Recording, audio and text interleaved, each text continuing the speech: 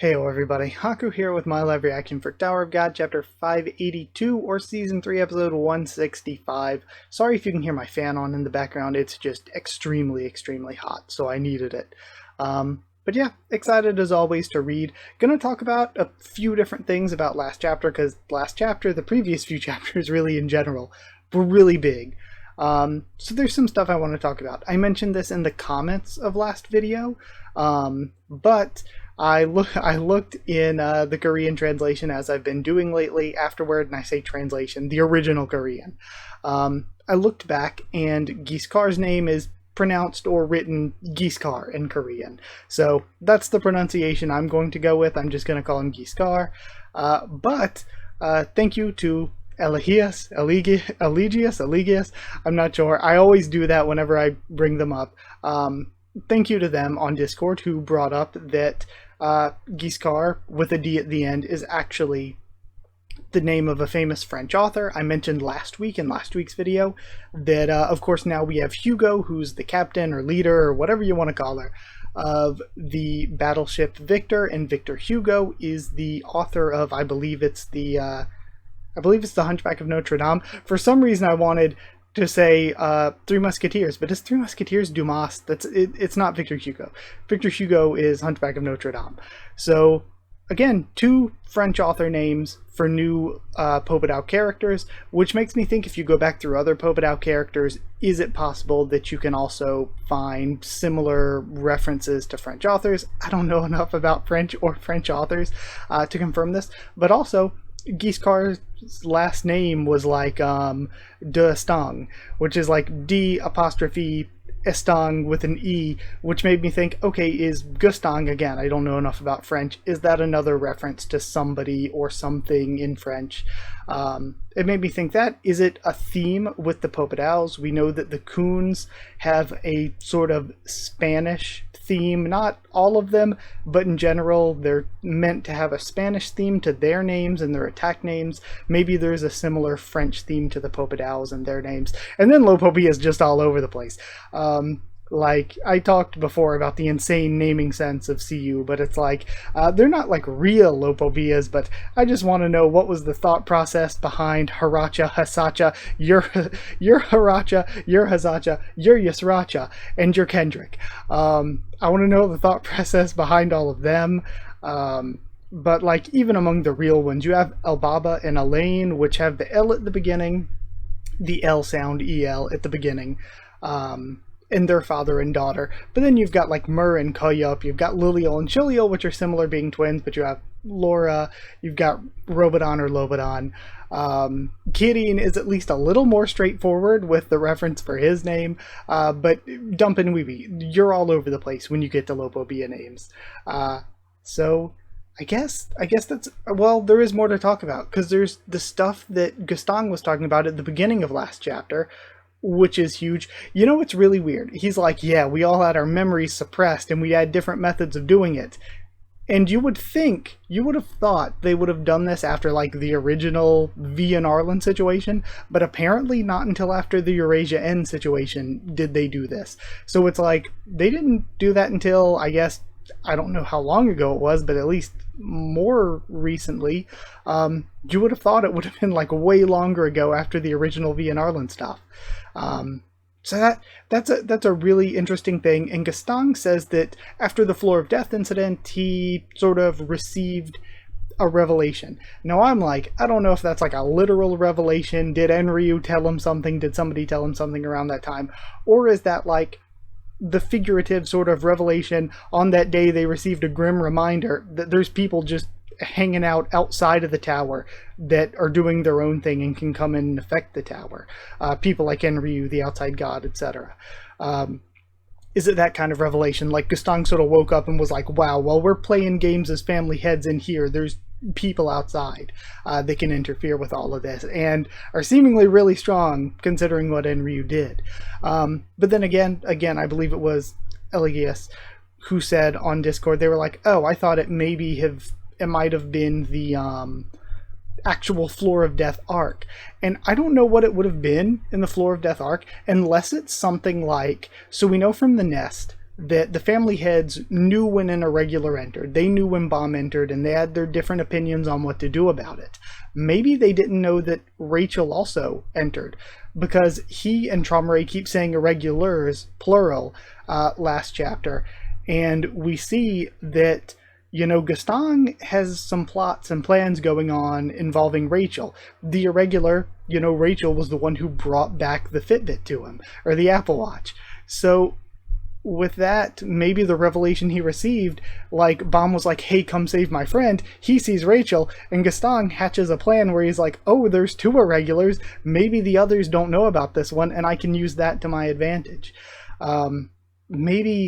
Maybe that's part of it. There's probably even more to mention just because so much happened last chapter, but I feel like those are the big things I wanted to get to before reading this chapter. I don't want to keep you much longer for a super long intro, but I did have things like that that I wanted to discuss. So either way, let's see what happens this time. If we're still going to be kind of in the rising action, or if we're going to be delving deeper into things. We have the warning here. This episode contains depictions of violence that may be upsetting for some readers, and I mentioned this when I did my Omniscient Reader video earlier this week. That actually Webtoons has this thing up now that says this series is rated for teens or whatever at the top. But we have Tower of God. We're starting again with the sort of title screen. Gaston's Library 3. Near Rot, Floating Carrier Victor. So that's Robodon's infamous field army. I actually don't remember if I said it in the last video or not, but I think it would be so cool to see a Dawan versus Hugo fight. I think if I could see a matchup going on here, that's something that I think would be really entertaining to see. It would give Dawan something cool and individual to do. We could have, again, really powerful female characters fighting each other. I think that would be a cool way to go with what's going on at Victor. So that's Robodon's infamous field army. I heard that they had quite the commotion on the Lopobia battleship, and yet they've brought that powerful army of theirs all the way here. And I love her outfit as well. And just the confidence, the goofy confidence, I love it. And they're getting ready for a showdown with us. Doesn't that seem strange? Yes, it does. And we have the big, almost like, it looks almost like a CG render of a skull, like the big skull at the head of Lobodon's ship. But I don't see what they could possibly want here. This isn't a particularly important strategic location. But couldn't you say the same of us as well? We have no idea what we're doing so far away from the battleship in the middle of a war. We just obeyed the family head's command.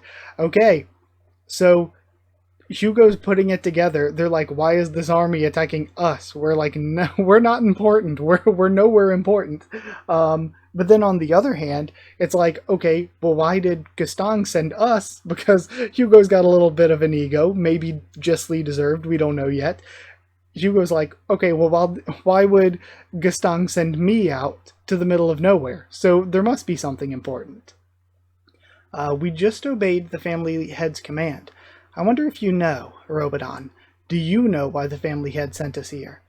Oh well, I don't understand it, but that's that. Let's have ourselves a damn good showdown. By the way, what do you think would happen if we struck them first? We'd be annihilated. You must control yourself, Commander. But still, I don't like waiting around like this. It feels like I'm playing right into his hands. Commander, they appear to have successfully infiltrated the town. With the help of that woman, we've located the enemy's gate. Shall we begin? Very well. Go ahead and open fire. Aim, Kadede. Got it. And then, aim the guns. And we have a bunch of I don't know, I guess I would have said AA, but I guess just surface-to-air missile launchers here with Catan. The guns have fired. The projectiles appear more powerful than a high ranker, and it's just a little drizzle. Make the barrier visible.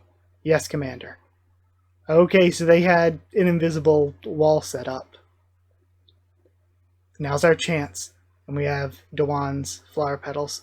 The gate. Were her petals always... So, watching, Dr. Bonehead's videos and all, or the VODs, they mentioned the eye color change. Like, Chat and Dr. Bonehead have mentioned the eye color change with Dawan. Were Dawan's petals always blue?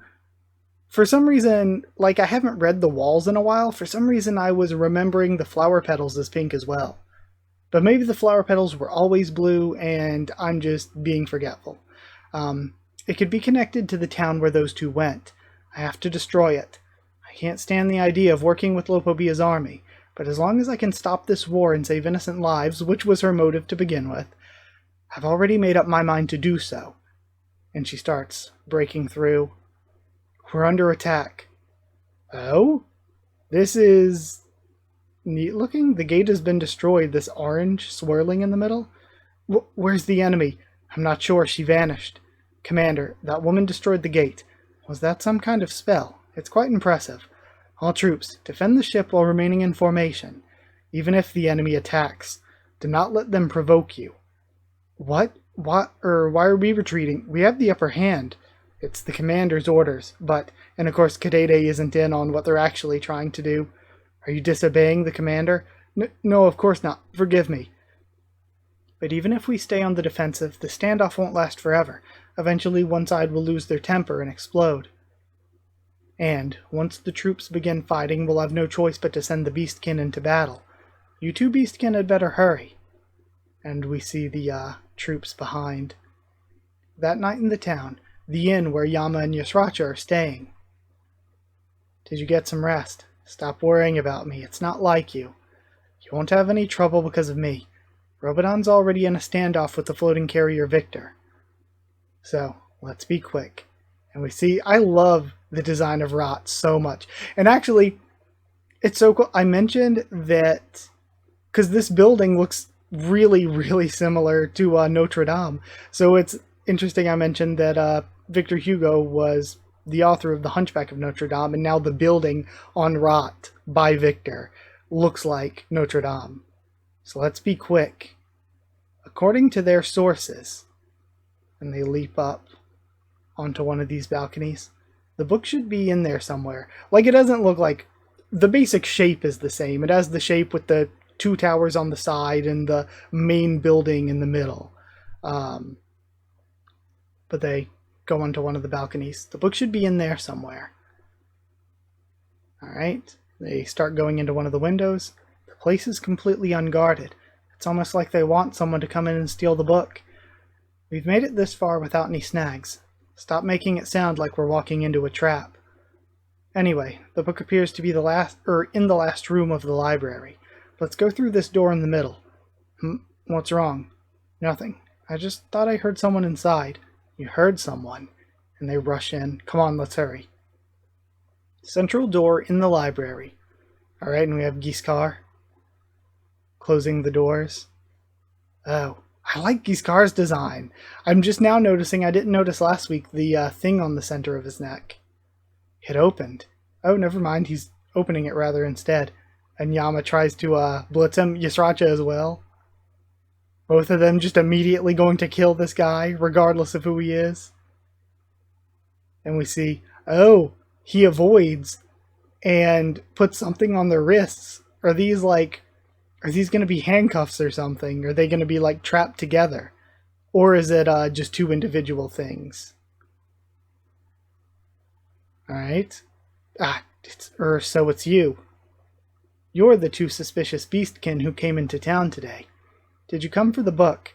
That bastard. Okay, it does look like they're connected. He's fast. I'll teach him a lesson. This is adorable. It's so cute. Here's Yasratcha getting pulled along behind him. What's this? And then, those are called binding cuffs, and this is the key of despair. I don't know how you found out about the book, but you'll be stuck together for a while to keep you out of trouble. In the meantime, I have to bring that book in there to the family head. If you get in my way, I'll kill both of you on the spot. Okay, so he was sent to find and get the book too, just for Gaston. Because we know Gaston wants it. I forgot, you mentioned that at the beginning of last chapter. Fuck, and they both raised their arm. What the hell? Sorry, why does Yasratcha just look adorable? I guess it's because he's so tiny compared to Yama, and he has the oversized baggy clothes. But he's adorable. Those cuffs look good on the two of you. They're almost like a dog collar. Maybe I should have put them on your neck instead. Hey, take these off or you'll be sorry. Unfortunately, this spell can't be deactivated unless one of you dies. It can also be deactivated with my key, of course, but you're in no position to take it from me right now. Why explain this? Why explain this? Like, if they weren't loyal to one another, one could just easily kill the other. Like that, like if they were like bad guys or something, one could just easily kill the other.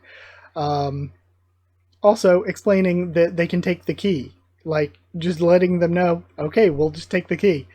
If you really want to take off the cuffs, one of you should simply die. He's lying. Only a family head would be powerful enough to cast an unlimited spell on rankers like us. He's only temporarily bound us with that key. Unlike ordinary shackles, it probably binds our bodies together as one. The spell will wear off eventually. I'm aware of that, and I'm also aware that we don't have any time to waste right now. That's true. The biggest problem is that we don't know how long these cuffs last. Maybe the spell won't wear off until that guy's already made off with the book. By the way, how'd you find out about this place? The fact that the book is here is top secret. He says the spell will break if one of us dies. Would you care to volunteer to die? I'm probably already dying as it is, but I refuse to let you kill me. No one in the family knows about the book except the family head. Not even the commander of the floating carrier Victor out there knows of its existence. And, oof, the shoes are, I don't know. I don't know about these shoes, my man. And no one's supposed to know about it. Oh, he comes in, it seems like, Yama is swinging and Yasratcha might be getting pulled along with him. That information is confidential. And he gets punched in the face. How the hell do you people know about the book? Give us the goddamn book. And then, again, not working out well, it seems. He gets kicked in the back of the head this time. Honestly, Yama just getting embarrassed out here. And it's unclear, like, I was thinking maybe it's something like the way that one of their bodies moves, the other's body copies. That's what it kind of seemed like at first, but I can't 100% tell. And then they both fall forward and land. I'll find out soon enough how you know about the book. Once the soldiers arrive from the battleship, just sit tight until then. I'll go get the book. That son of a... Yama, shut up. I don't need to kill you to overpower that little prick. Do you remember when we met by the wall? I used my power from Wong Wong at the time to mind control you. I can still do that. Wait, are you thinking... You're stronger than you were back then, so I'll need your permission to enter your mind, but it's possible. So, does Yasratcha still have the third fang then? Damn it, I really don't like this. Is it two of them are with Yama and one is with Yasratcha? Because that's what I was thinking since all the way back at the nest. But sometimes, to be fair, it can be a little unclear. Center of the library, important book archive. There it is. The family heads kept this book a secret for ages by hiding it among ordinary books. This is where he keeps his most prized book. You know, that probably wouldn't be where I would keep it. I would just hide it among one of the random shelves, you know. I'm not sure why, but he suddenly wants me to bring him the book now. But I'm sure this is all part of his great plan. And then Yama's charging in, presumably being puppeteered by Yasratcha. And they go in with simultaneous rites. Okay. So, it seems like Yasratcha grabs and then punches forward with his left, causing Yama's left to connect. Okay. And they both land a kick to follow it up and send Giscard flying. How are they suddenly working together so well? What's going on? Tell me something. Have you ever heard of Katakuri Circus? I mean, I don't know. I've heard of the anime, but I don't know if the anime title is a reference to something, or are they just referencing the anime? Katakuri Circus, why do you ask? If not, I'll just tell you the most important part. Here's the thing. Because you forced us together like this stubborn fool had no choice but to work together with me. And now we're even stronger than before. Alright? And we hear a bunch of rumbling from the fight within the building. And even the inside. It's like they modeled this place after Notre Dame. And then, okay, it looks like they took out Giscard. This panel of his face. He's nothing without these silly little cuffs. Well, thanks for the key. Give me your hand. Do I just stick it in the keyhole like this? And then you finally unlock the cuffs. If you had just stayed in the other room, one of you could have lived a little longer. What? The binding cuffs and the key of despair? As the name implies, the key unlocks despair. The real key to unlock those cuffs is right here. Oh, and we have the marking that's on his chest. The key of despair isn't really a key. Man, he looks really cool, actually. It's a weapon activated by locking and then unlocking the cuffs. Well, what are you talking about? Honestly, if it's a weapon that powers him up, that would actually be a really cool sort of, shonen power and everything. It's like you put the cuffs on somebody and then you get a power up, but the condition to get the power up is that you have to trick them into unlocking the cuffs, but they think they have to unlock the cuffs anyway. So it's actually really brilliant. I told you, one of you has to die. And then we see some sort of pen or needle. Did the cuffs turn into a needle? And it stabs through Yasratcha. Okay. Damn it. He drops the key. What happened? Oh man, and that's where we end. That was really good. I think Giscard is awesome. I really like Giscard. Of course, Yama and Yasratcha are great. Good to see more of them. Honestly, though, seeing Yama so bumbling is very sad. But yeah, it was really good. It's been really good, as usual. I don't know, is there anything more to talk about? I guess not. It's just one of those chapters where, because of the nature of the cliffhanger we got, we're just kind of stuck like, okay, great. Now we have to wait another week to get the rest of the story. So there isn't much that I can really break down super deeply. I would say, if anything, the stuff I could talk about, I kind of already did as I was reacting. Stuff like, Gaston wants the book now. Nobody else knows about it, so he sent Giscard to get it for him. People like Yama and Yasratcha have to be like top 200 or something, though. So Giscard has to be like crazy strong, even among the Pobedao, even among the great families in general, even. It'll be really neat to see how strong Hugo is in the future. Like I said, Hugo versus Dewan would be an interesting fight. I think it's cool how Hugo is kind of already figuring this out. Like, why would the family head send us to this random place? There has to be something more important about this. So Hugo's already starting to work it out on their own. The neat detail that Kadede's like, why aren't we continuing to attack? Because Catan and Lobadan were the only ones who knew about the actual real plan behind their attack. So yeah, all of that was very, very good. And I'm going to go ahead and end it so I can get this posted. Again, hopefully my fan in the background wasn't too loud. That's something I'm a little worried about, but it is what it is, if it was. I'll just learn to improve for next time. But either way, thank you so much. Like if you did like the video, comment down there to tell me what you thought of this week's chapter, my thoughts and reaction to it. Subscribe for more Tower of God, much more on the channel. Follow on Twitter if you want. If you want a link to the Discord server, it's free and open for anyone. We can talk anywhere.